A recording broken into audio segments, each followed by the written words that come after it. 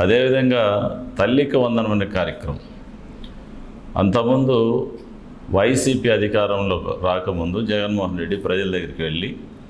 ఇంట్లో ఎంతమంది పిల్లలు చదువుకుంటే వాళ్ళకి నేను తల్లికి వందనం ఇస్తానని చెప్పేసి అమ్మఒడి ఇస్తానని చెప్పి ముఖ్యమంత్రి అయిన తర్వాత కేవలం కుటుంబానికి ఒకరికే ఇచ్చి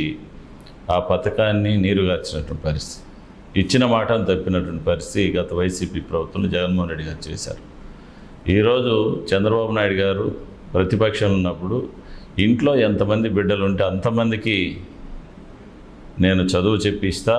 పేదలు చదువుకుంటే వారి యొక్క జీవితాలు బాగుపడతారు,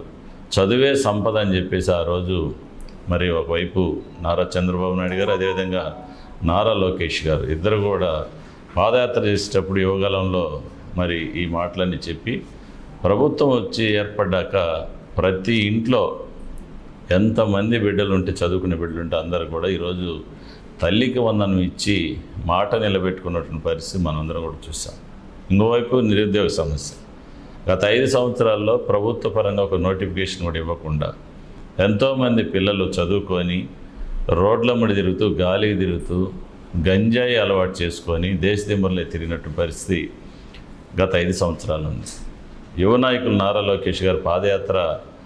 చేస్తున్న సందర్భంలో విద్యార్థులు చదువుకున్న బిడ్డల యొక్క తల్లిదండ్రులు ఆయన పాదయాత్రకు అడ్డు వచ్చి, అయ్యా రేపు మీకు ఓట్లేస్తాం, ముఖ్యమంత్రిని చేస్తాం, ముఖ్యమంత్రిని చేసిన తర్వాత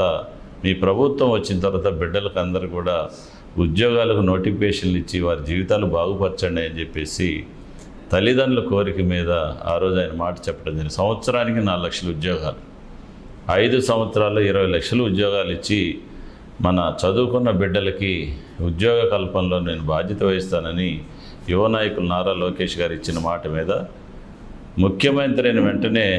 ప్రీతమ ముఖ్యమంత్రి వారు శ్రీ నారా చంద్రబాబు నాయుడు గారు మొట్టమొదటి సంతకం డిఎస్సి ద్వారా దగ్గర 16,000 పైచిలకు ఉపాధ్యాయ పోస్టుల నియామకానికి మరి నోటిఫికేషన్ వేసి వాళ్ళ పోస్టింగ్లు ఇచ్చినటువంటి పరిస్థితి. ఇంకోవైపు ఇతర దేశాలకు వెళ్ళి పెద్ద పెద్ద ప్రముఖ కంపెనీలన్నీ కూడా తీసుకొని వచ్చి ఈరోజు ఆంధ్రప్రదేశ్లో లక్షలాదిగా కంపెనీలు స్థాపించి ఈరోజు ఉద్యోగాలు కల్పిస్తున్నటువంటి చరిత్ర కూడా ఎన్డీఏ కూటమి ప్రభుత్వం అని చెప్పేసి మనం అందరం కూడా తెలుసుకోవాలి. ప్రత్యేకించి